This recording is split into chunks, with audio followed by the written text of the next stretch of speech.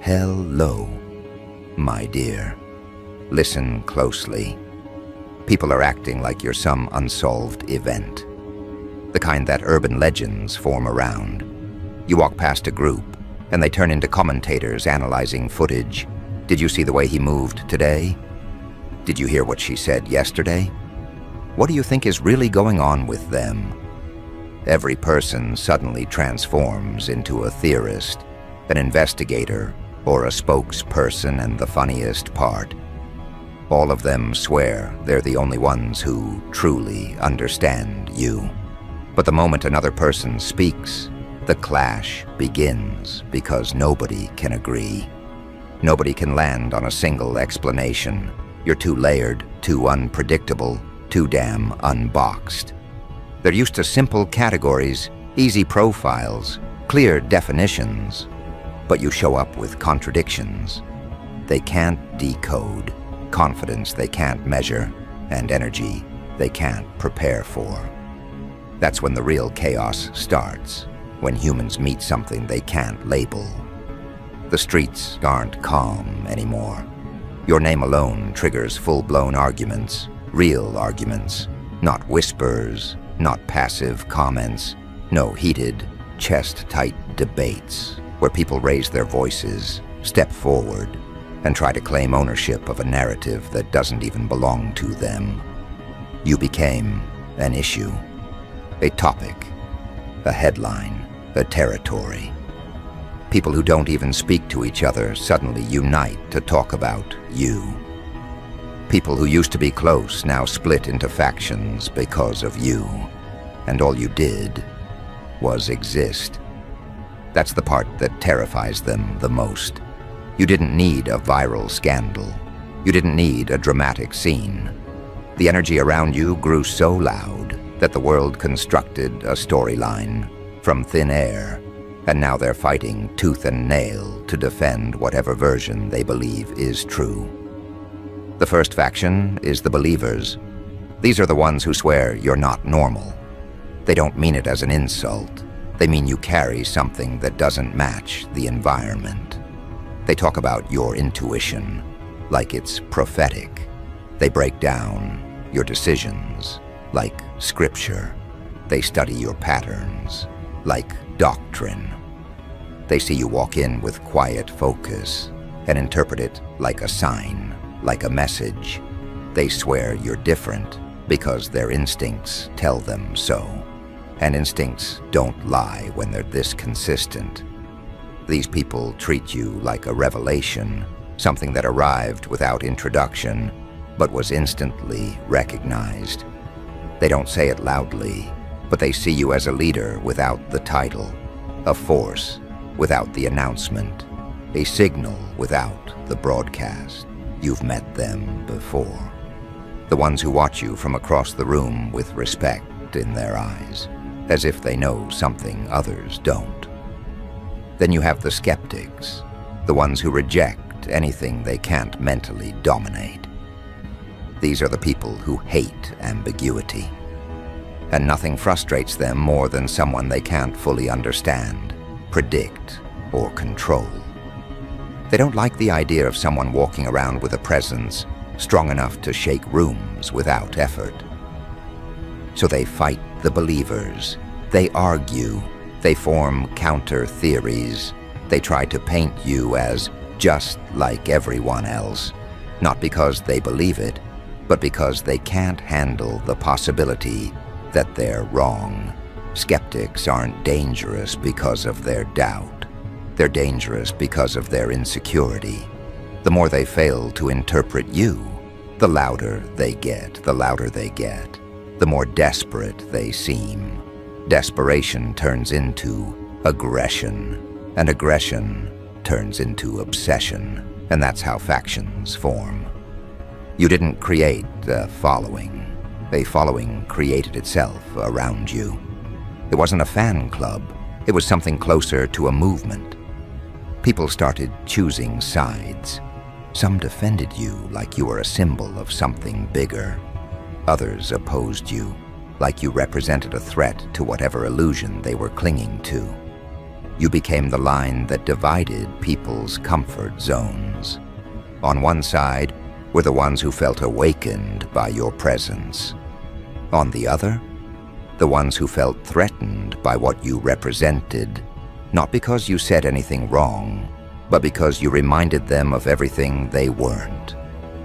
When something challenges identity, people scramble to protect their pride, and suddenly debates about you turned into debates about values, beliefs, lifestyles, motivations, morality. People weren't really arguing about you. They were arguing about themselves, using you as the mirror. That's why the reactions were so intense. That's why the arguments about you escalated faster than debates about religion and politics combined. You weren't just a person. You were a dividing line in their psychology. And when a person becomes a dividing line, the street becomes a battlefield. Your walk became a parade route that people lined themselves along just to get a glimpse, to feel something, to take mental notes, to form judgments. Every step you took, someone interpreted. Every word you spoke, someone dissected. Every decision you made, someone turned into evidence. This is what happens when someone refuses to fit into the templates people are taught to follow.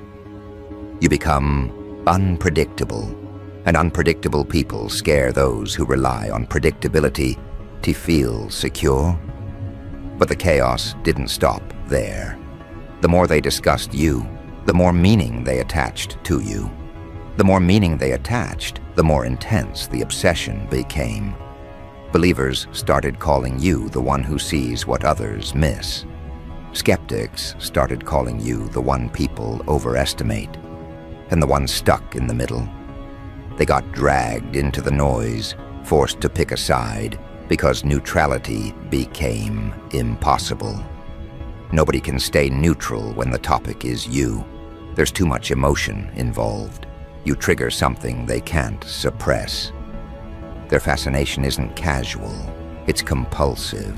Every street has a story, but this one has a legend in progress, a living contradiction, a walking phenomenon. Someone who makes even the most confident people question themselves. You don't need to speak to affect them. You don't need to act to provoke them. You just have to walk by. That's enough to shift the atmosphere. And the moment that happens, everyone becomes an expert, an analyst, a spokesperson. Everyone feels compelled to take a position, to defend a narrative, to interpret your identity like it's a holy text or a political manifesto. It's not normal behavior. It's fixation. Pure, unfiltered fixation.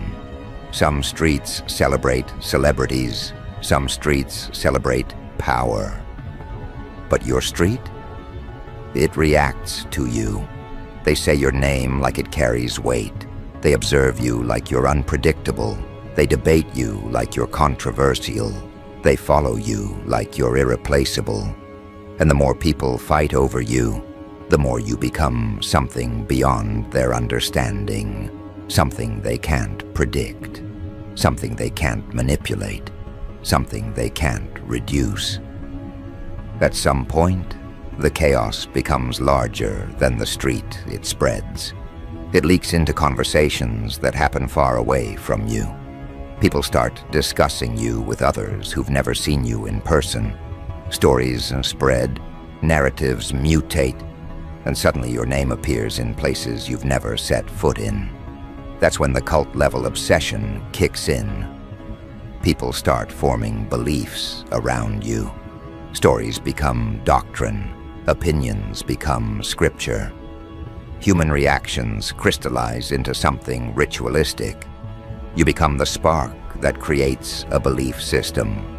Your presence becomes their argument. Your mystery becomes their sacred text.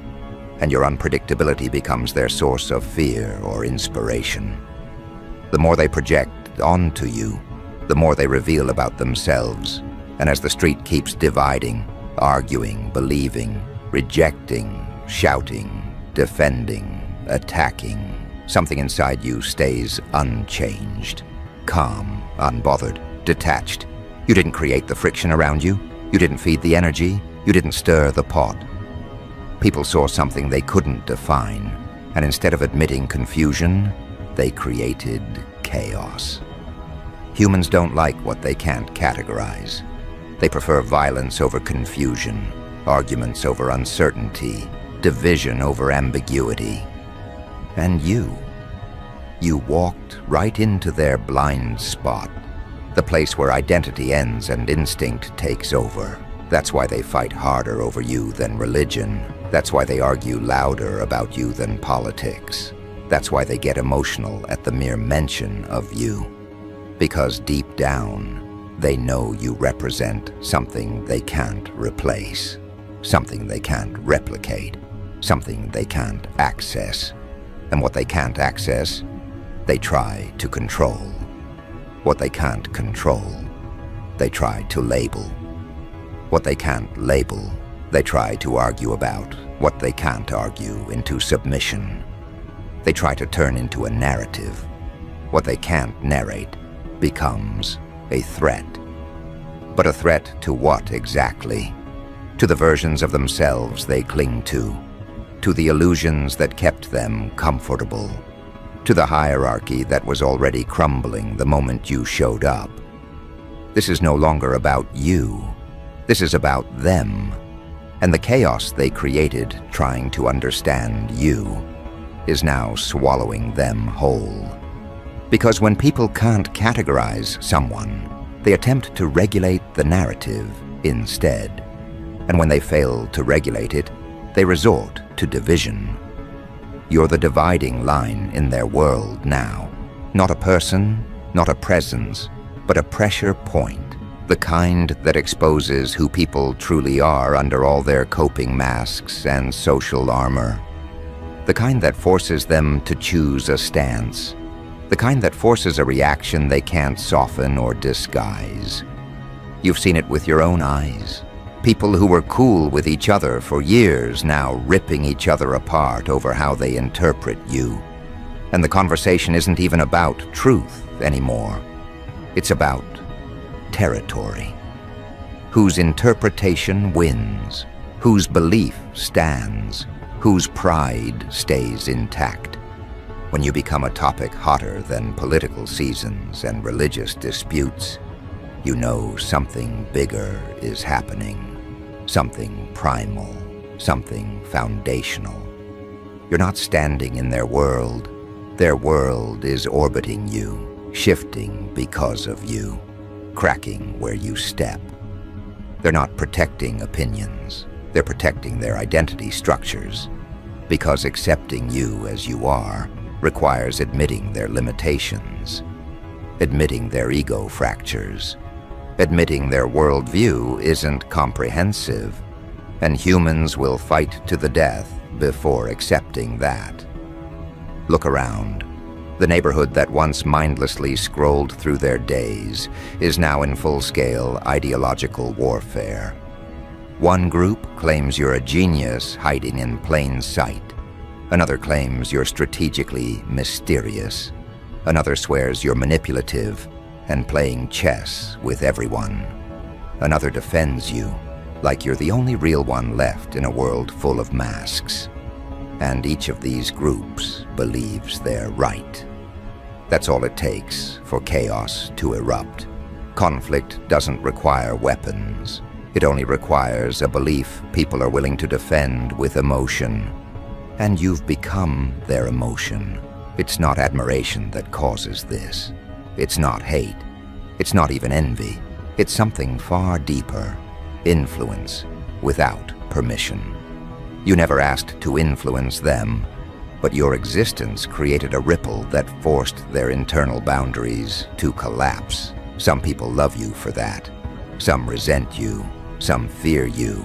And some want to own the official narrative about you. Like they discovered you first, understood you best, or decoded you more accurately. That's why they argue like scholars defending sacred texts. They're not defending facts. They're defending their version of you. Every street corner conversation has turned into a makeshift press conference.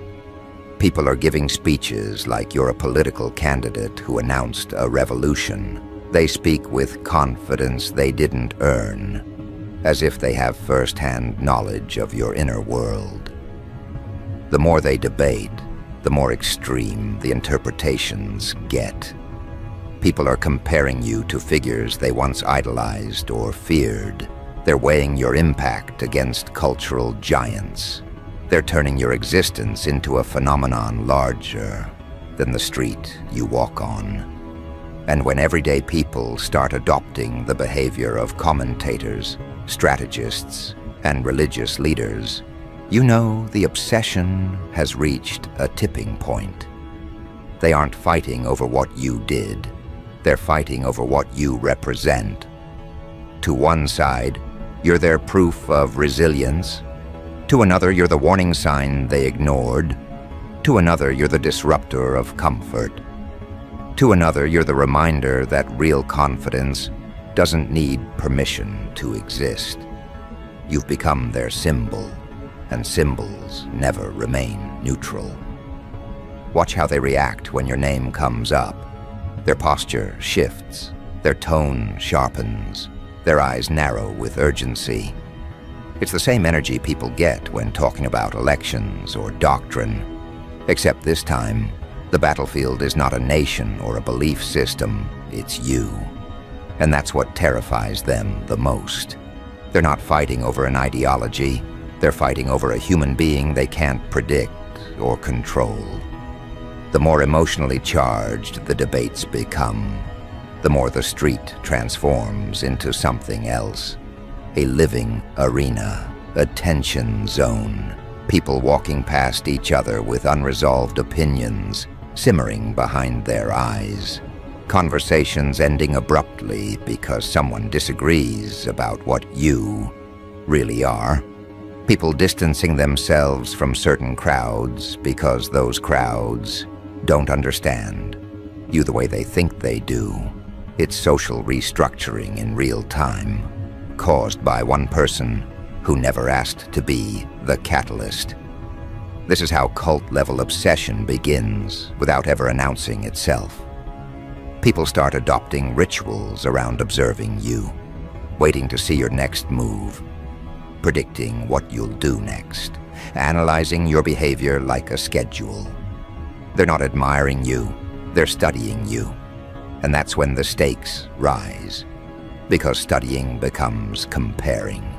Comparing becomes scrutinizing. Scrutinizing becomes projecting.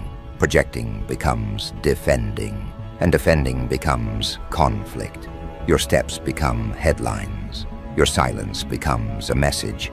Your presence becomes a stance. They think they're interpreting you, but in truth, they're exposing themselves.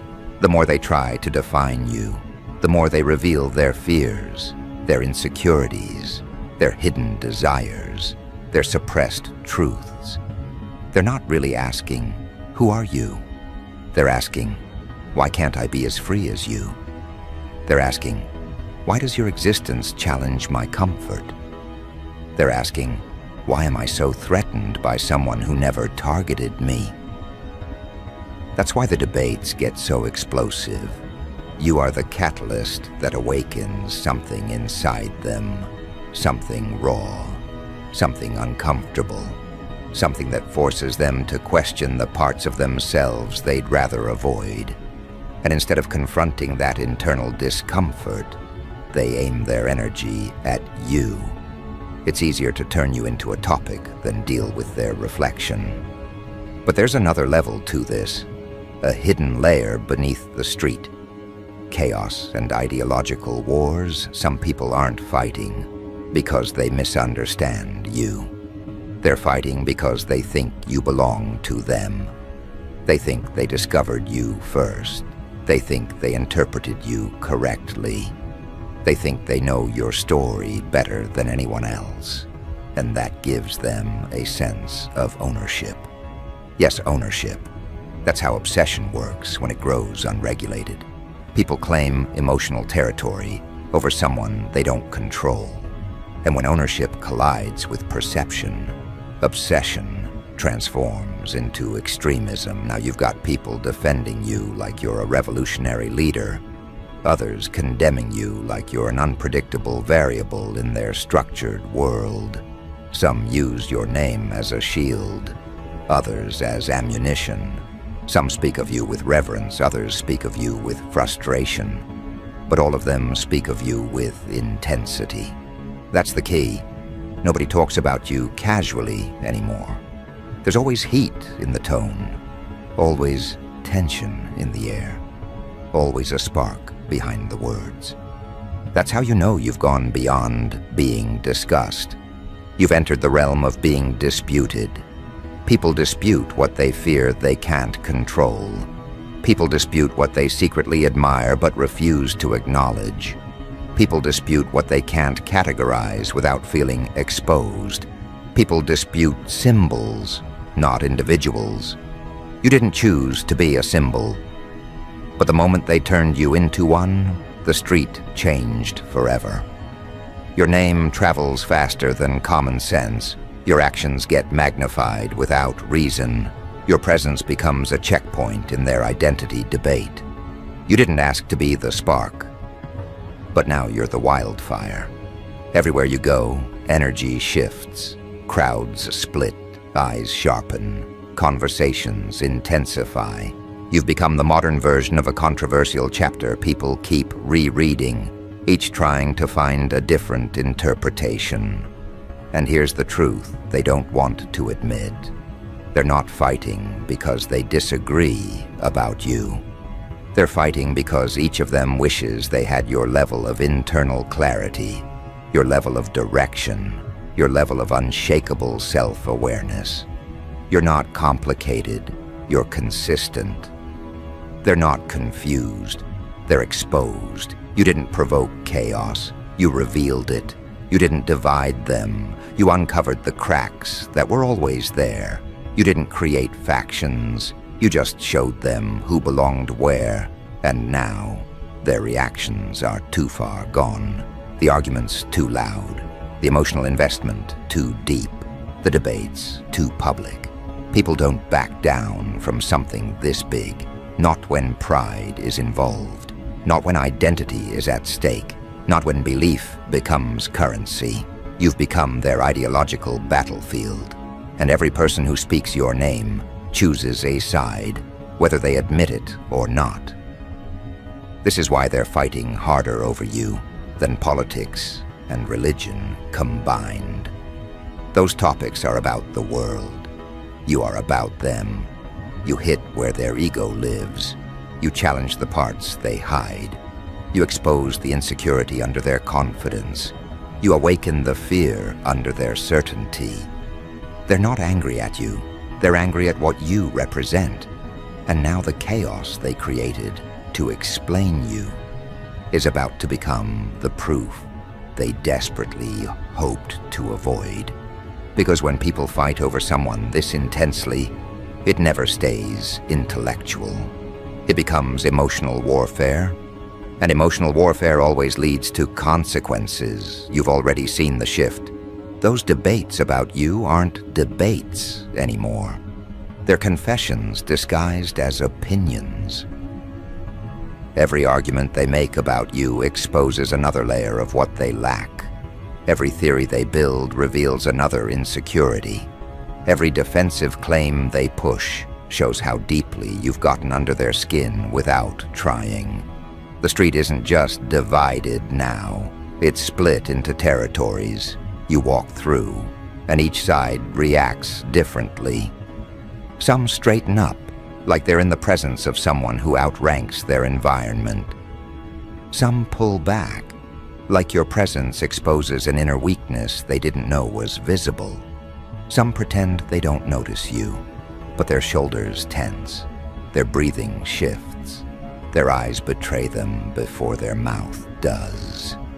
And then you have the bold ones, the ones who pretend to be unaffected but can't help stealing glances. studying your movements like they're trying to decode a message written in human form. Your existence has done what ideology could never do. It has forced people to see themselves. And humans hate mirrors more than enemies. Enemies challenge them. Mirrors expose them. That's why their reactions toward you escalate faster than any political dispute they've ever had.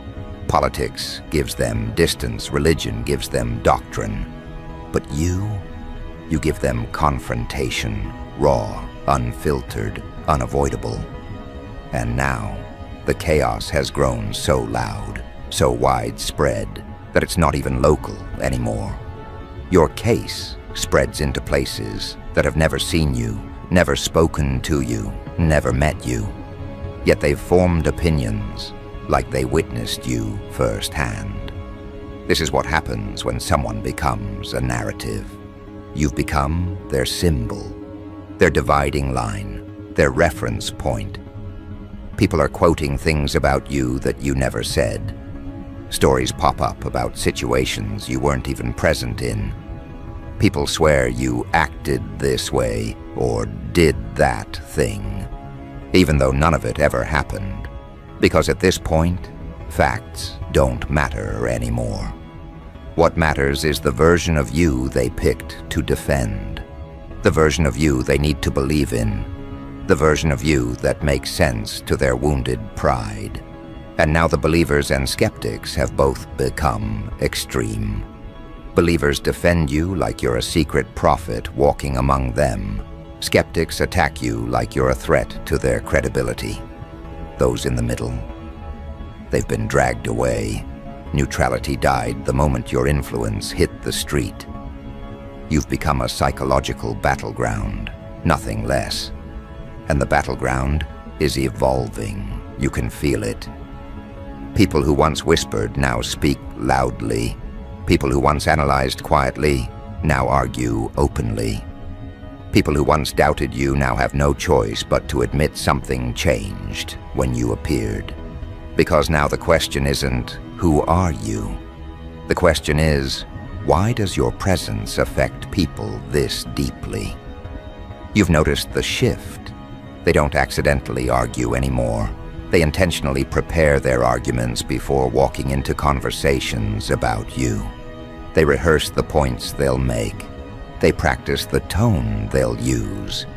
They even gather evidence to support the version of you they want to defend.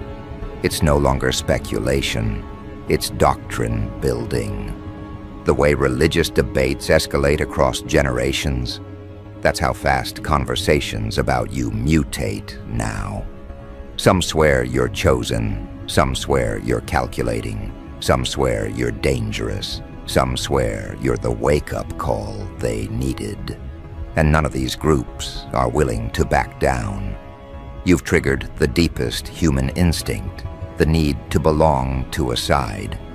Humans don't survive uncertainty well.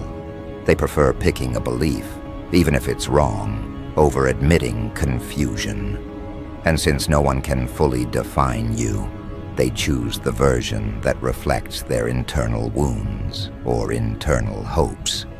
This is why people who barely know you defend you with their chest, because they see in you a strength they've been starving for.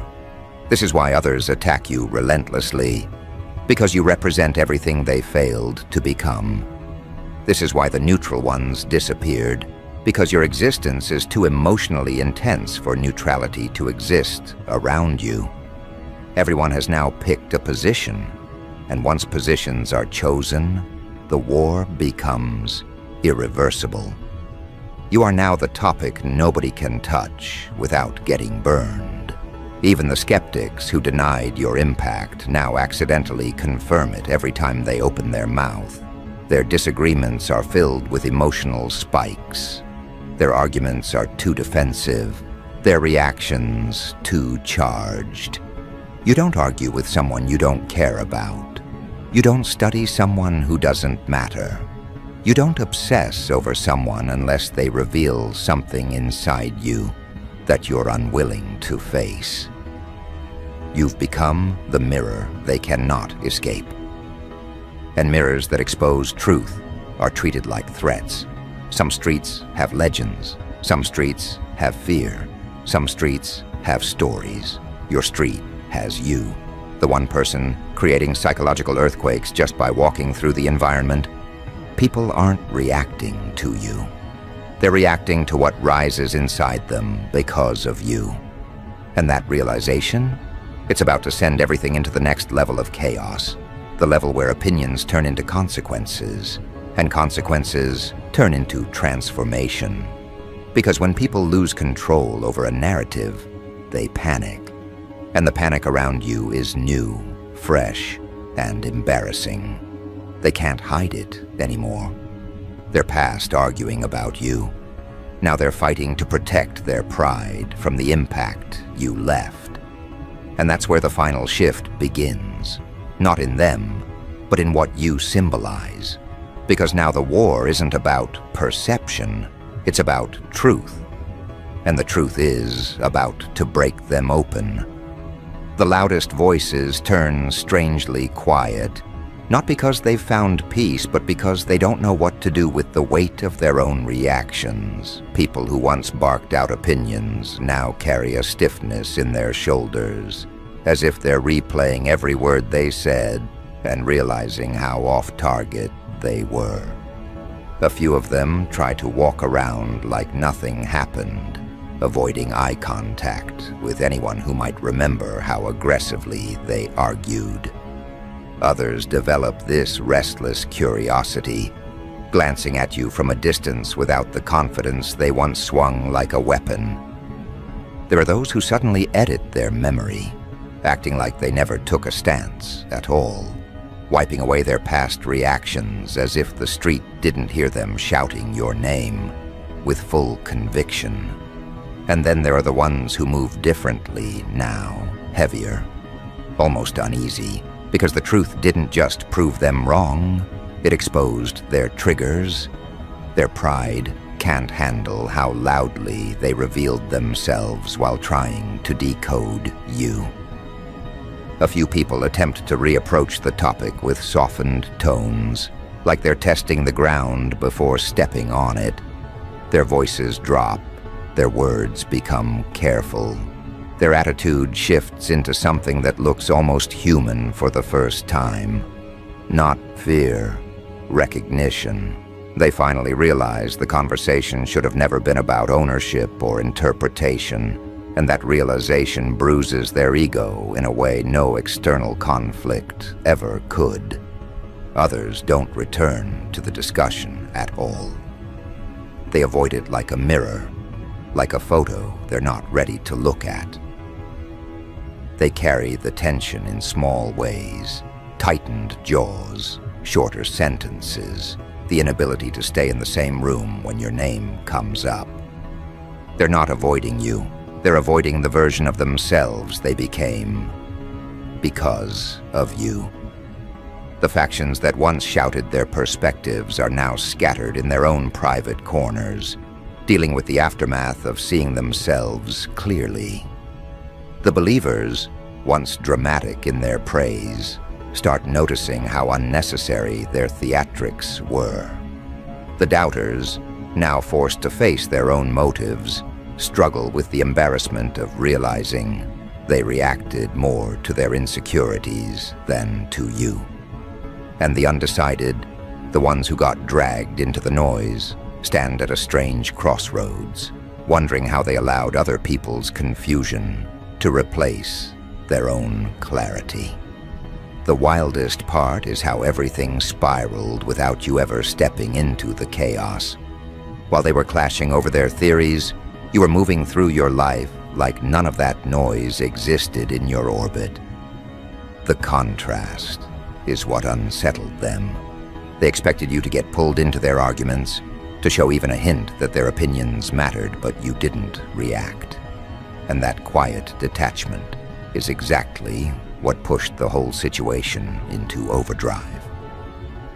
Instead of calming things down, your indifference amplified everything. People started acting like your refusal to engage meant something deeper. They jumped to conclusions. They filled in blanks you never left.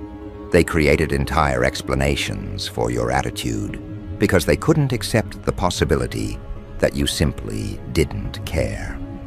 And that realization bruised egos harder than any confrontation could have. Your lack of involvement didn't neutralize the conversation. It made their reactions look louder, messier, and more revealing. Suddenly, they weren't discussing you anymore. They were exposing how easily they get rattled, how quickly they attach meaning to nothing, how desperately they want to feel like they're part of something bigger than themselves. You became the mirror, even though you never intended to reflect anything. That's the part none of them admit. The emotional explosion didn't happen because of your actions. It happened because of the vacuum your silence created. People projected whatever made sense to them, and those projections collided with each other until the street felt like an arena built out of misunderstandings. Nothing you did justified that level of obsession. Everything they felt did. Now the way they look at you carries a different weight. There's no hostility anymore, but there's definitely calculation, the kind of careful observation people use when they're trying to understand something they underestimated the first time. You can see it in the way conversations pause when you show up, in the way people track your movements as if they're studying the details they missed while they were too busy arguing. Nobody claims certainty now. Certainty died the moment the truth started surfacing. The people who once spoke the loudest seem the most unsettled. They're trying to piece together how everything spiraled to this point. But the more they replay the events, the clearer it becomes that their reactions were never about you. They were reacting to their own distortions. They created versions of you that never existed, and now they're stuck with the embarrassment of realizing the fight was against their own imagination and you. You're still the same, which makes the whole thing sting even more for them. Nothing about you changed. Nothing about your behavior matched the chaos. You didn't shift your expression. You didn't announce anything. You didn't attempt to alter your path. You walked through the noise with the same composure you had before the first rumor began. And that's what makes the truth undeniable. You weren't the one who got out of control. They were. And that's the part the environment is struggling to process.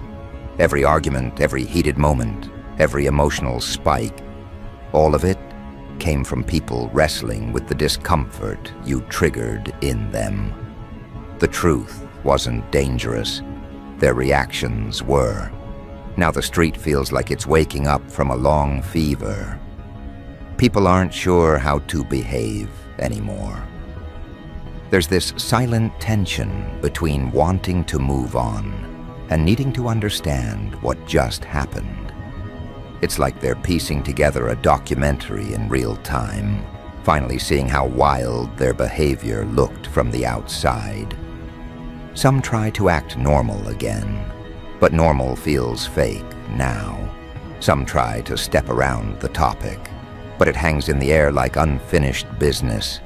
Some try to rebuild the relationships that were fractured in the debates, but there's a distant look in their eyes, the kind people get when they realize they exposed too much. Your presence makes them rethink themselves, and they don't know how to reconcile that with the noise they created. The ones who were sure they had you figured out now look at you like you're an unfinished equation, not intimidating, just unclassifiable. They don't know where to put you in their mental charts, and the absence of a category bothers them more than any argument ever did. And the ones who were aggressively against you, they're the quietest now, not out of fear, but because confronting the truth means confronting their ego. And that's a battlefield nobody wants to walk onto voluntarily. If anything, you've forced the entire environment into an uncomfortable kind of growth. They didn't want the lesson, but they can't unlearn it. Your impact didn't motivate them, it exposed them. And exposure is the one thing people can't erase once it's happened. This is the ultimate irony. They fought over you like their opinions were shaping the future, and now they're realizing the only thing their arguments shaped was the transparency of their inner world. And now they're trying to figure out what you actually are. Not the version they invented, but the version you've always been. That's where the real tension sits. Because for the first time, their question isn't spoken with arrogance or heat. It's spoken with genuine confusion, genuine curiosity, genuine humility. It sounds like uncertainty. It sounds like recognition. It sounds like a truth they avoided until it slammed into them. How can someone cause this much reaction without even trying? They don't say it to you directly, but it sits in their expression every time you pass by. They know the argument was never about right or wrong. It was about the part of themselves that woke up when they were forced to acknowledge you. You represent something they don't have a name for, yet a reminder, a shift, a disruption, a spark, a confrontation, something human but unfamiliar, something simple but uncomfortably powerful. And whether they like it or not, the entire street, the entire environment, the entire circle of people involved, they all reached the same internal conclusion. The fight wasn't about politics. It wasn't about beliefs. It wasn't about sides. It wasn't even about you. It was about what your existence dragged out of them, raw, unfiltered, unavoidable. And when people finally understand that truth, they stop looking at you with judgment and start looking with a kind of stunned respect, the kind that says, "Bro, this got out of hand because you're not the type of person we can argue away."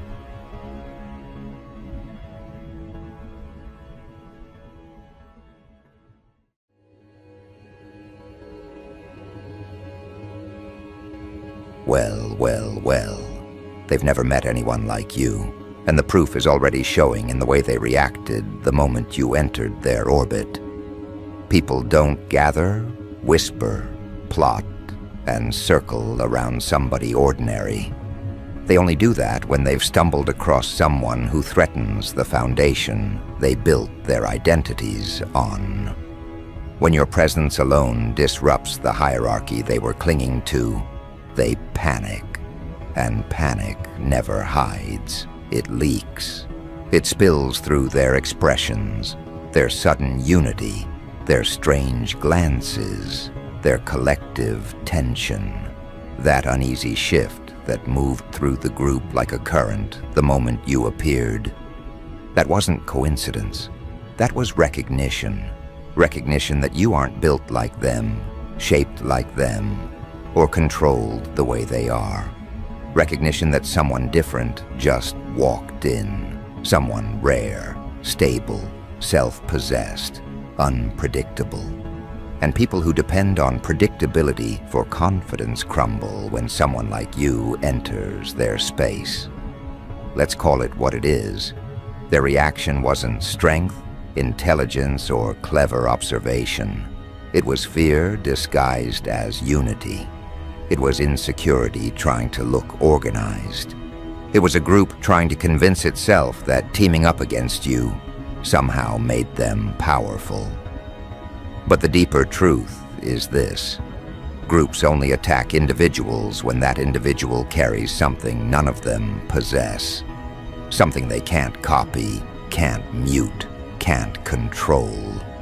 And that something is you. People don't gang up on the weak. They gang up on the one who exposes their weakness without saying a word.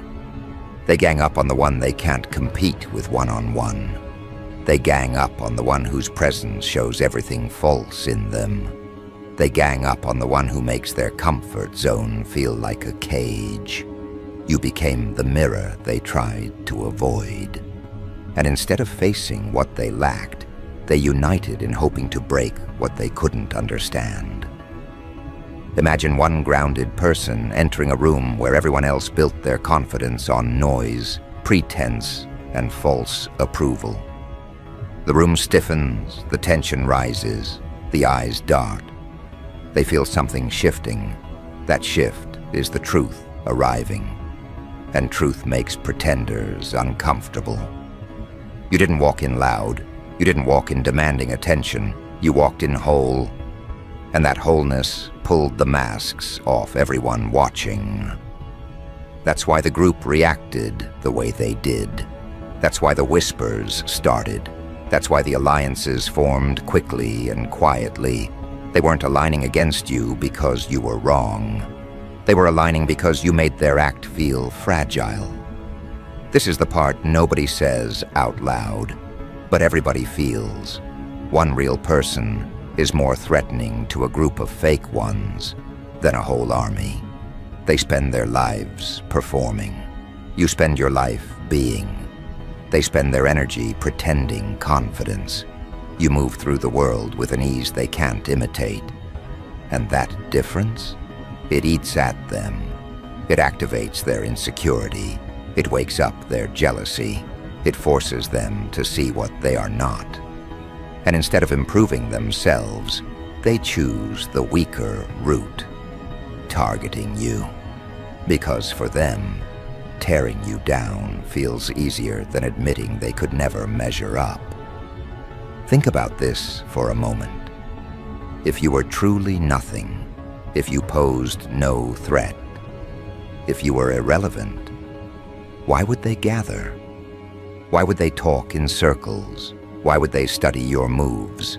Why would they monitor your behavior like analysts tracking a phenomenon they can't predict? People don't build entire group chats, alliances, or coordinated narratives around someone who doesn't matter. They do it because the person matters too much. Because you hold a power they didn't see coming. Because your presence hit them harder than any confrontation could. Your existence forced them into confession without them realizing it. And that confession came through their behavior, not their words. Let's go deeper. Jealousy in one insecure person is dangerous, but jealousy in a group? That becomes a chain reaction. One small mind starts whispering, projecting, exaggerating. Another small mind picks it up. And before you know it, you're no longer dealing with individual jealousy. You're dealing with a collective insecurity. They fused their weaknesses together and tried to paint it as strength. But here's the reality. Groups built on jealousy aren't strong. They're unstable. They wobble. They crumble. They turn on each other. Because their connection isn't rooted in loyalty or shared values. It's rooted in bitterness and the need to hide their inadequacy behind a target.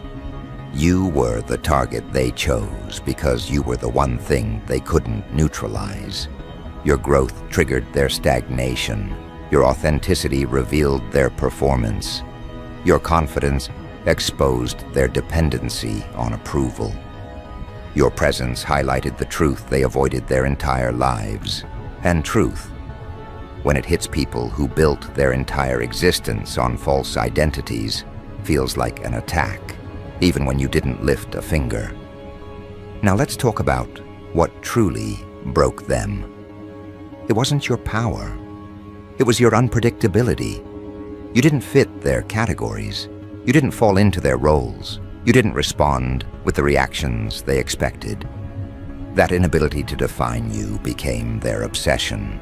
They couldn't label you, they couldn't diminish you, and they couldn't ignore you. That's when insecurity transforms into fixation.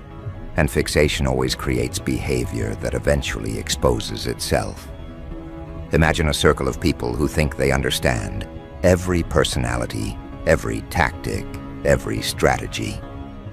Then someone like you arrives, someone whose internal world is entirely different from theirs, someone who doesn't play for approval, someone who doesn't bend for validation, someone who doesn't operate from fear, someone who isn't intimidated by crowds or desperate for acceptance, someone whose presence alone carries weight. You disrupted their entire hierarchy without intending to. And when people who depend on hierarchy feel exposed, they attack the one who breaks it. That's what happened here. Not because you did something wrong, but because you existed without needing what they cling to. Watch closely how their collapse begins. It starts quietly. The tension between them increases. Their unity begins to feel forced. Their stories start contradicting each other. The cracks reveal themselves through awkward energy, misplaced aggression, subtle panic. Because when a group is built on jealousy instead of truth, it can only stand for so long before the weight of its own weakness breaks its structure. They thought targeting you would make them powerful. But targeting you only highlighted what they feared, that you stand stronger alone than they ever will together. Let me ask you this. Did you beg for their approval? No. Did you chase their acceptance? No. Did you respond to their attacks with desperation? No, that right there is the difference. You didn't rely on numbers. You didn't rely on alliances. You didn't rely on fake bonds. You relied on yourself. And that kind of independence is the loudest threat to people who only feel strong when they stand in groups. Independence exposes dependency. Confidence exposes pretenders. Self-sufficiency exposes their need for crowds to feel relevant. Every move they made, trying to undermine you, wasn't strategic. It was reactive. Their unity wasn't power. It was insecurity. Their effort to pull you down didn't elevate them. It exposed their fear of being seen next to someone operating on a level they never reached. They weren't fighting you. They were fighting the truth you carry. The truth that one solid person can outshine a room full of noisy ones. The truth that authenticity demolishes pretense. The truth that your presence disrupts everything counterfeit around you. And now, something interesting is happening. The group that stood together is losing balance. The unity is dissolving. The whispers are shifting inward. The tension is turning on itself, because groups built on insecurity eventually collapse from internal pressure. They can't sustain the energy required to keep a false narrative alive. They can't maintain loyalty when their foundation is jealousy. They can't hold the mask forever. You were never their real problem. Their real problem was themselves. You just exposed it by existing. You didn't swing a blow. You didn't start a war. You didn't retaliate. Yet the war they tried to start is already collapsing on their side. That's the part that drives them insane. They aimed at you, but the consequences landed on them. They tried to dim you, but all they did was reveal their own shadows. They tried to isolate you, not realizing isolation sharpens people like you. They tried to bury you, not knowing you were the one thing built with roots deep enough to rise through pressure. And now comes the breaking point, the moment where their jealousy turns inward. When people can't crack you, they crack each other. When they can't control you, they start controlling one another. When they can't dominate you, they turn their dominance into paranoia. The group that once seemed united is now filled with side conversations, hidden doubts, private suspicions, because insecure people don't trust each other. They don't even trust themselves. And when they fail to break the person they targeted, they begin breaking the people closest to them. You stood strong. You stayed grounded. You remained yourself. And that stability is what threatens the entire structure they built. Because the one they thought would crumble is the one still rising, and the ones who thought they would rise by attacking you are the ones sinking under the weight of their own actions. This is only the beginning. What's about to unfold next will show you exactly why the universe didn't let them succeed. Because their downfall is already in motion, and your rise is only getting stronger. The more they tried to break you, the more they ended up revealing who they are. And the more you remained unshaken, the more their unity began to dissolve. This is the stage where their energy starts contradicting their narratives. Their actions begin to betray their intentions.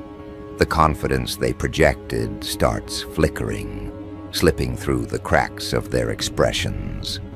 They thought they understood you, thought they could predict you, thought they could strategize around someone they never met before.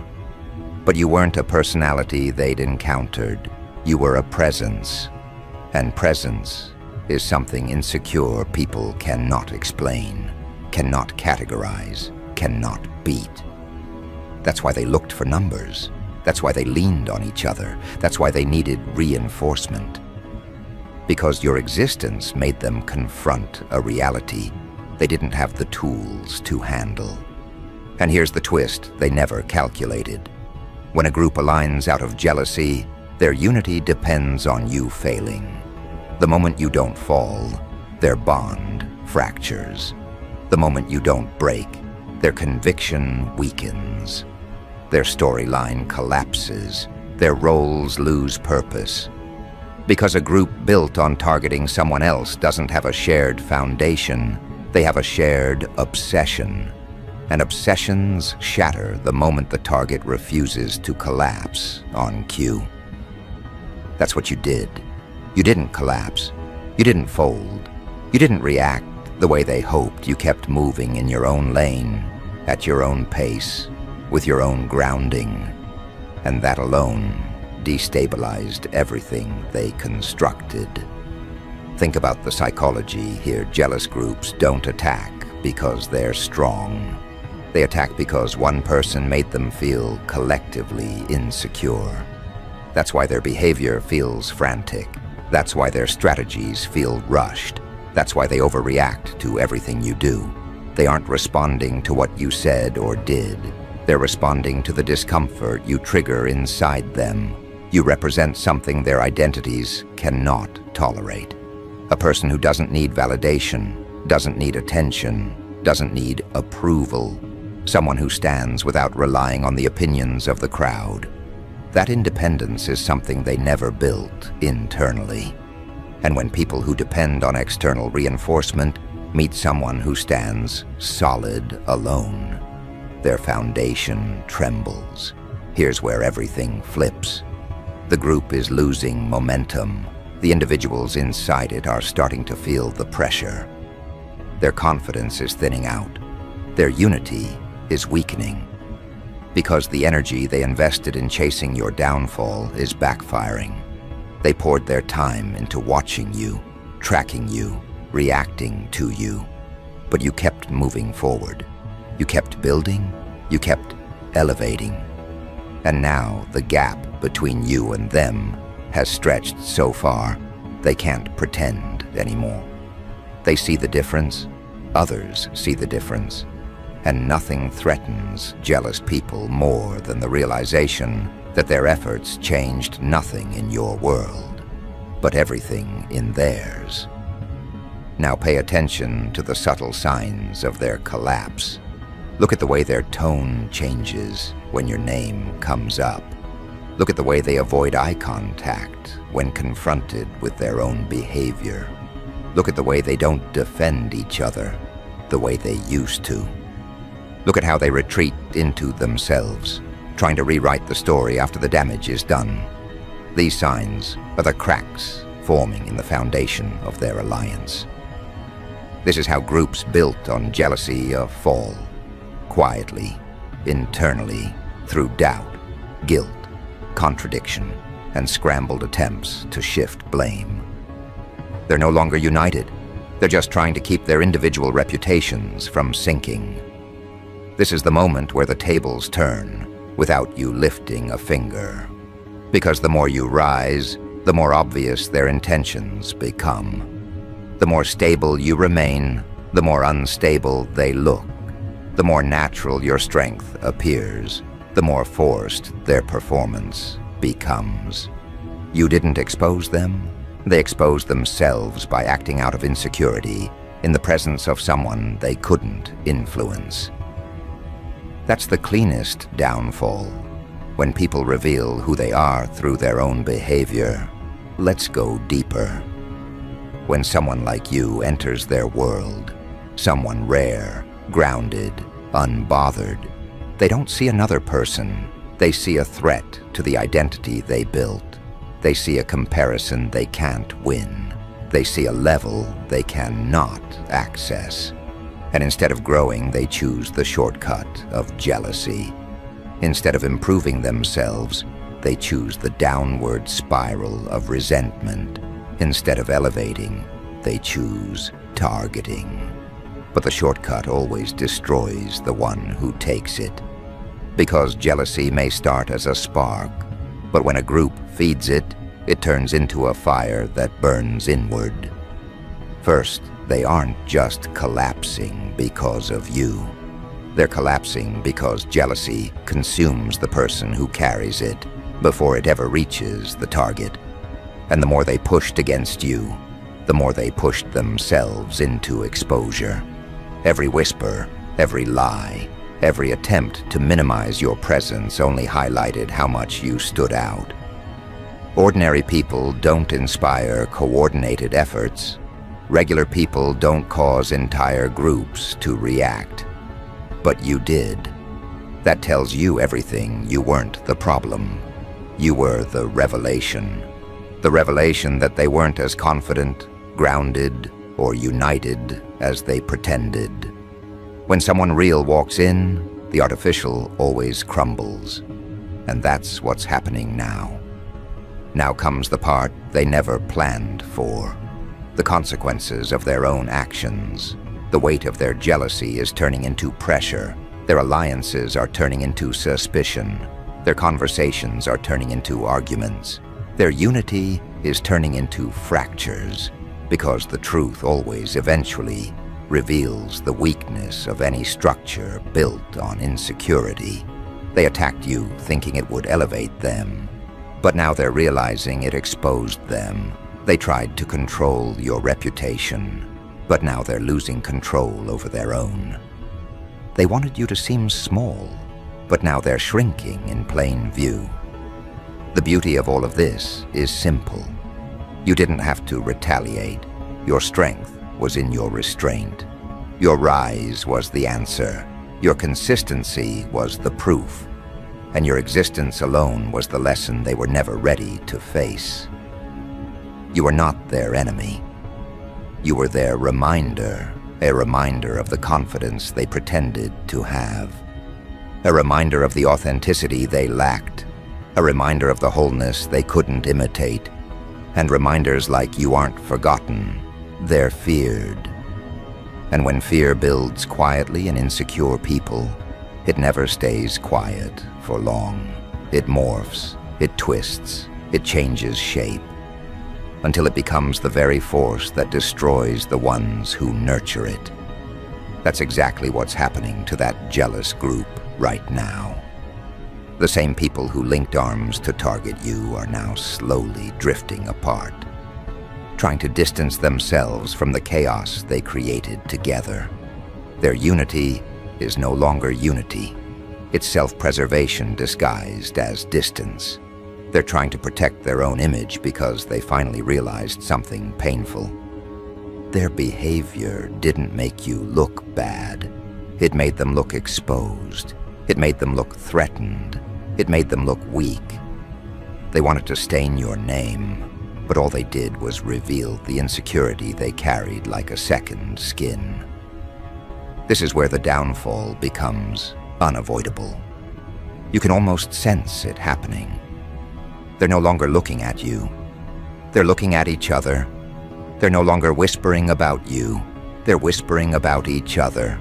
They're no longer strategizing. They're panicking. Because the truth has shifted.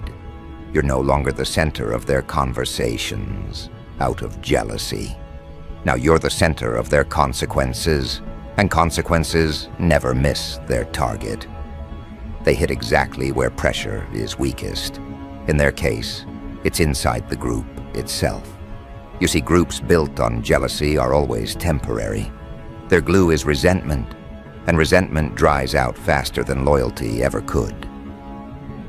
When the person they targeted refuses to fall, their purpose disappears. And when their purpose disappears, so does their connection. It doesn't matter how convincingly they tried to play the part of a united front. It doesn't matter how much noise they made to appear powerful. Noise fades. The truth doesn't.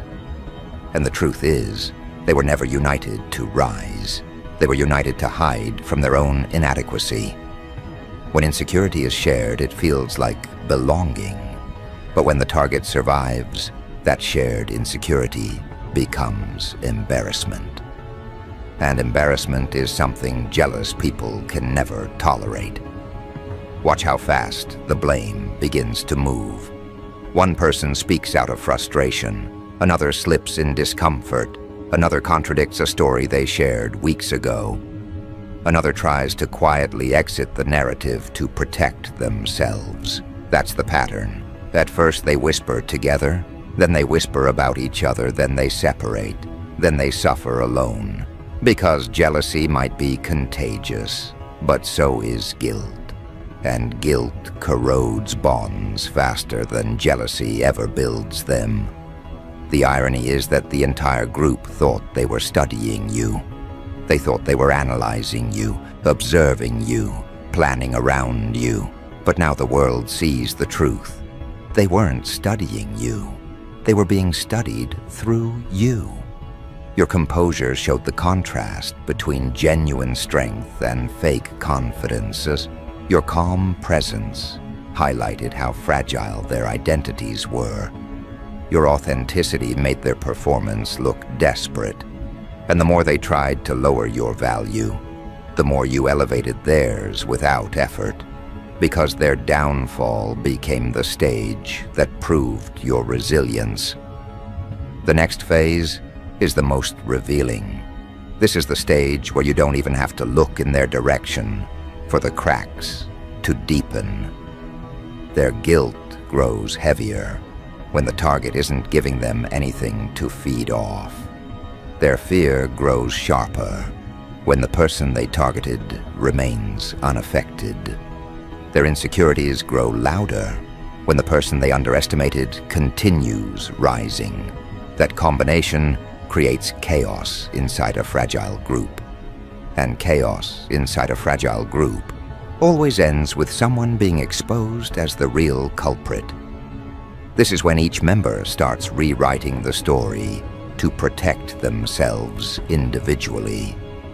This is when someone finally admits, even if not publicly, we shouldn't have done that.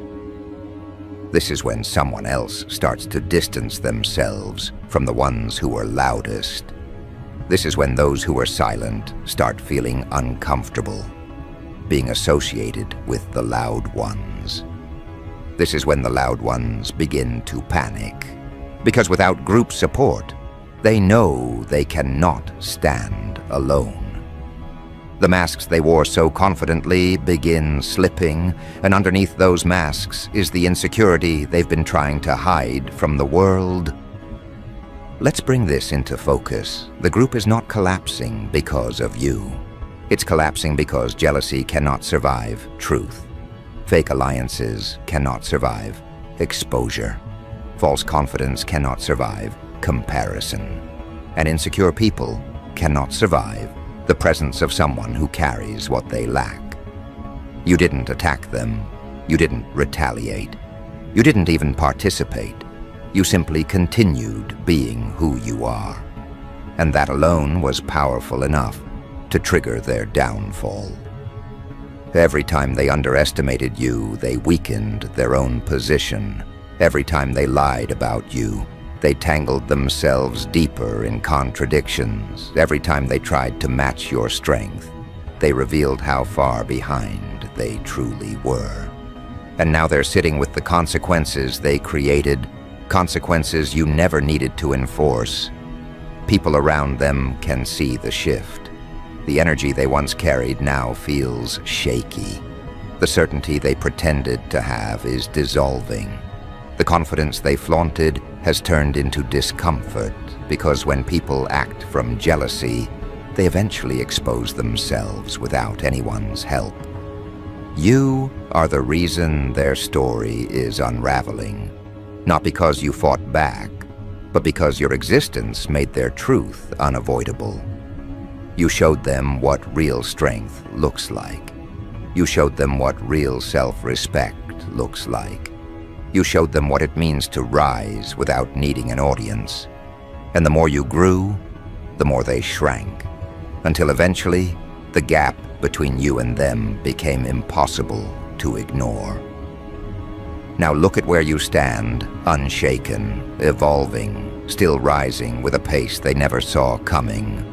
Your journey didn't slow down, it accelerated. And that acceleration is what broke them. They weren't prepared for someone who doesn't respond to their tactics. They weren't prepared for someone whose worth isn't tied to their approval. They weren't prepared for someone who doesn't collapse under pressure. They weren't prepared for someone like you, someone they had never met before. And the part that will forever haunt them is this: they could have simply walked away. But their jealousy made them stay. Their insecurity made them watch. Their obsession made them act. And now their actions are turning into their punishment. You're not just rising, you're rising while their group is falling apart in real time. And deep down, every single one of them knows why. Their downfall isn't an accident. It's the result of targeting the one person they should have never touched. Because when a jealous group tries to break someone they don't understand, they only end up breaking themselves. And that's exactly where the story turns into something poetic. The very energy they tried to weaponize against you is now cutting through the walls they built around their own comfort. They didn't realize that by choosing you as their target, they placed themselves under a spotlight they weren't prepared to stand in. Every intention they had, every action they took, every scheme they tried to execute has circled back and settled at their doorstep, revealing the exact truth they wanted to hide: that they were never dealing with someone ordinary. They were dealing with someone they couldn't read, couldn't predict, couldn't intimidate, and absolutely couldn't destroy. Now comes the most powerful phase. This is where the consequences become undeniable. This is where the narrative shifts from petty jealousy to full exposure. This is where people start seeing what you've known all along, that everything they did was rooted in fear, not power. They didn't rise because of their unity. They united because they saw something rising inside you that they couldn't match. And now that their attempts to sabotage you have failed, their behavior is turning into confession. Confession of their insecurity. Confession of their envy. Confession of their inability to stand alone without using you as their distraction. Watch closely. This is the phase where they start realizing the weight of what they created. They didn't just attack you. They attacked their own stability without knowing it. When a group builds its identity around trying to bring one person down, they unknowingly tie their entire emotional equilibrium to that person's reaction. When you didn't react, their equilibrium shattered. When you didn't fold, their plan crumbled. When you didn't lose focus, their unity dissolved. And that's where the true collapse begins. Not on the outside, but internally, where insecurity morphs into frustration, frustration turns into blame, and blame begins to eat through whatever little structure they thought they had. You want to know what's ironic? They targeted you because they thought you were the easy one. They assumed your quiet strength was softness. They mistook your groundedness for vulnerability. They believed your refusal to play their games meant you didn't know how to fight. But they never stopped to ask the real question: why does someone remain centered when surrounded by noise? Because only people who've already weathered storms within themselves can remain untouched by the drama outside them. Only people who carry their worth internally can walk through environments where others borrow their worth from attention. Only people who are self-contained survive situations that would drown those who depend on external reinforcement. You weren't the easy one. You were the one they underestimated, and underestimation is the seed of downfall in every jealous group. It blinds them, it tricks them into thinking they're dealing with someone predictable. It convinces them that they can provoke you into reacting the way they want. But you never reacted. Not because you were afraid, not because you were unsure, not because you were intimidated. You didn't react because you were operating from a different center entirely. You weren't fighting them externally. You were outgrowing them internally. And internal elevation always exposes external pretenders. Now the entire dynamic has flipped. You've outgrown the environment they tried to trap you in. You've evolved past the conversations they used to weaponize. You've stepped into a version of yourself that they never thought you'd reach. And that evolution is the very thing tearing through the group like a silent reset. You didn't need revenge. You didn't need confrontation. You didn't need validation. Your growth became the confrontation. Your maturity became the retaliation. Your rise became the response. And nothing crushes jealous people more than being forced to watch the person they tried to break walk away, stronger, calmer, and more powerful than ever. Truth is, these people never understood what they were dealing with. They thought you were quiet because you lacked confidence. But you were quiet because you didn't need attention to feel relevant. They thought you were distant because you were weak. But you were distant because their energy didn't match your level. They thought you were unaffected because you were numb. But you were unaffected because you had already learned how to operate beyond their reach. They mistook your composure for emptiness, not knowing composure is the loudest sign of a person who knows exactly who they are and exactly what they carry. And what you carry is something they cannot imitate, cannot recreate, cannot steal, and cannot dilute. You carry a kind of alignment that comes from real self-understanding. You carry the type of presence that cannot be manufactured. You carry the kind of grounding that people try to study but never fully learn. You carry the type of inner strength that threatens people who built themselves out of comparison. And that's the part that triggered them more than anything. They weren't fighting your actions. They were fighting your energy. And energy is something you cannot disguise. Theirs felt fragile. Yours felt undeniable, and denial can only last so long before the truth forces its way through. Let's talk about the deeper psychology behind this collapse. When insecure people meet someone they cannot influence, something inside them rebels. They become restless. They become irrational. They become reactive. They try to create a version of you that makes sense to them because the real version challenges their beliefs about themselves. So they gossip, they lie, they exaggerate, They invent narratives, but those narratives always collapse when the person they're trying to distort stands firm in their identity. And that's exactly what happened with you. Their stories shattered against the reality of your character. Their lies couldn't hold under the weight of your authenticity. Their projections couldn't survive next to your consistency. The gap between who you are and who they told others you were became too wide to maintain. And now, everyone around them can feel the shift. People sense the tension. People notice the cracks. People observe the inconsistencies.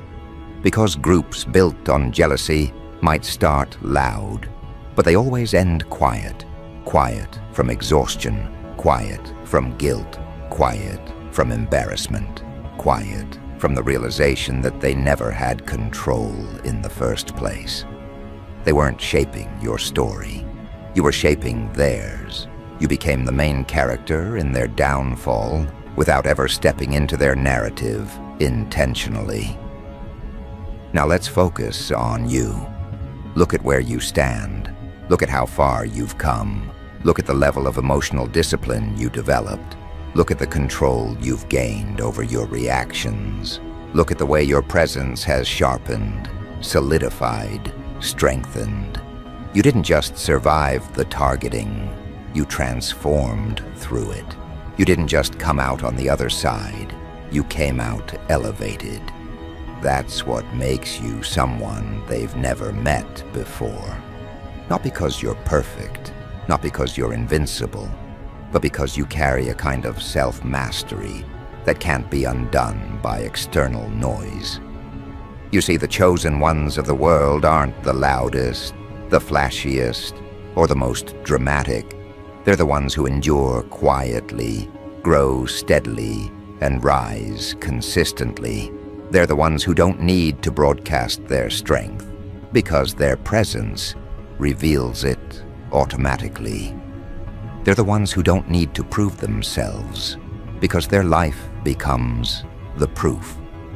That's you. You are the proof that self-understanding outlasts jealousy.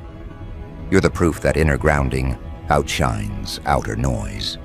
You're the proof that real power doesn't need a performance. It just needs a consistent heartbeat and a direction. Now look back at the jealous group one more time. You'll notice something important. They didn't fall because you attacked them. They fell because they were never built to stand. Their structure was temporary. Their unity was fragile. Their motives were shallow. Their intentions were weak. And weak intentions collapse under the pressure of real strength. You didn't destroy them. You simply outlasted them. And outlasting insecure people is the most powerful form of victory there is. This is your confirmation, not just that their downfall was deserved, but that your rise was necessary. You weren't supposed to shrink around them. You weren't supposed to dim yourself to make them comfortable. You weren't supposed to question your worth because small minds couldn't see it clearly. You weren't supposed to lower your frequency to match people who didn't respect themselves enough to grow. You were supposed to rise. You were supposed to evolve. You were supposed to separate. You were supposed to become the version of yourself that leaves jealous groups speechless, confused, and exposed. And now that you've risen, something irreversible has happened. They can no longer deny who you are. They can no longer pretend they don't see your strength. They can no longer minimize your presence.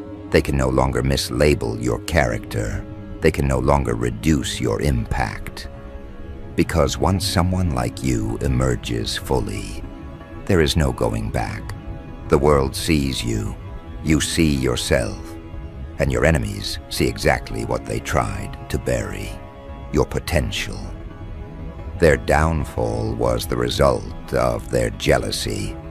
Your rise is the result of your resilience, and the contrast between those two paths will follow them forever. Every time they remember what they tried to do, they'll also remember that it didn't work. Every time they think about the effort they wasted trying to undermine you, they'll remember that you kept rising anyway.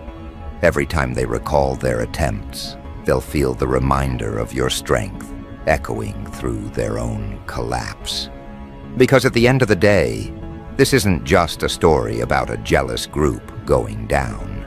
It's the story of someone rising above an environment that wasn't built for their growth. Someone stepping into a version of themselves that others weren't prepared to witness. Someone becoming the very person people underestimated. Someone proving that no amount of envy can block what is meant to rise. They targeted you because they didn't understand you, but now they understand one thing clearly. You were never the one who needed protection. They were the ones who needed distance. This was their downfall, and this is your rise. A rise they'll never forget, because they've never met anyone like you.